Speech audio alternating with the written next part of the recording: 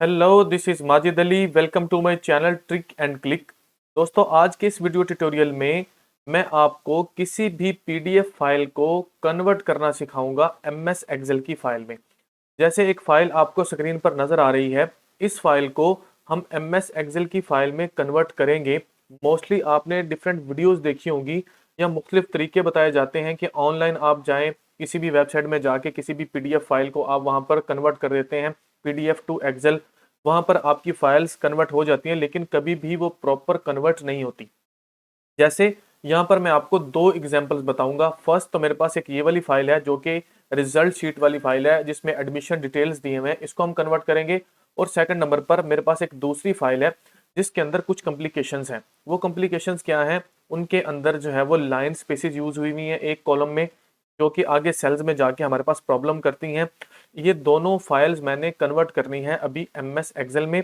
तो आपने इस वीडियो को एंड तक देखना है, क्योंकि ये वीडियो आपके लिए बहुत ही ज़्यादा इंपॉर्टेंट होने वाली है। सबसे पहले हम क्या करते हैं, हम सबसे पहले कोई भी जो पीडीएफ की फाइल है इसको हमने ओपन कर लेना है एमएस वर्ड की फाइल में।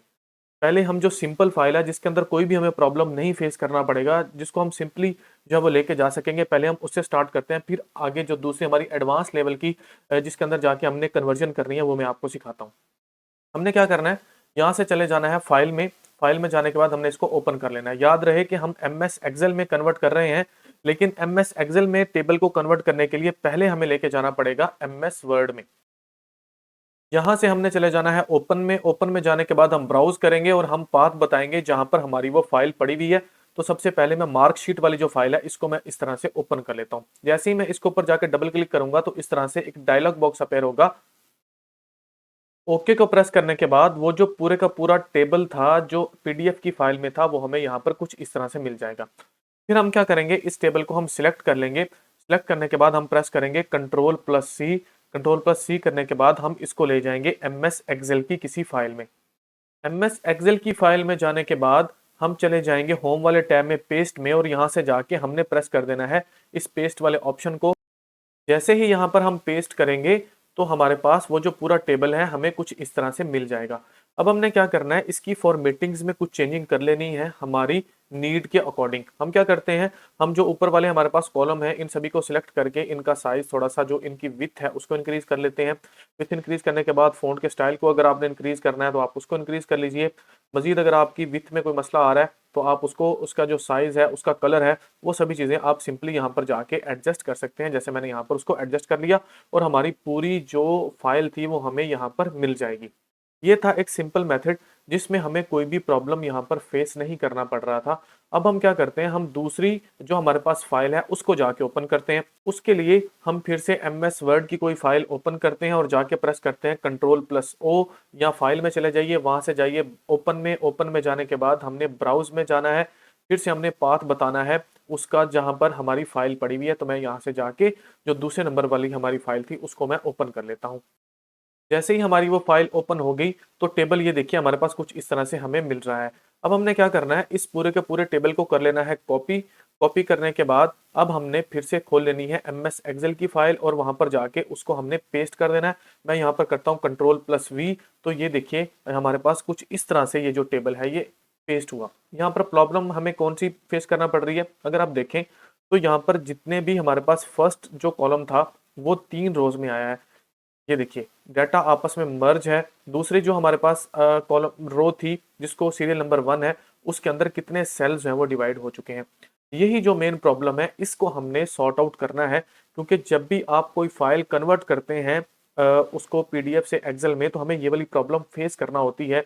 हम सिंपल जब इसको कन्वर्ट करते हैं किसी भी ऑनलाइन साइट से या कोई भी जो शॉर्टकट तरीका हम करते हैं, तो हमारे पास ये वाला प्रॉब्लम आता है। इस प्रॉब्लम का सलूशन क्या है? इस प्रॉब्लम का सलूशन ये है कि हम फिर से चले जाएंगे उसी एम एस वर्ड वाली फाइल में। एम एस वर्ड वाली फाइल को मैंने ओपन कर लिया। ओपन करने के बाद यहाँ पर हमने एक छोटा सा ट्रिक लगाना है।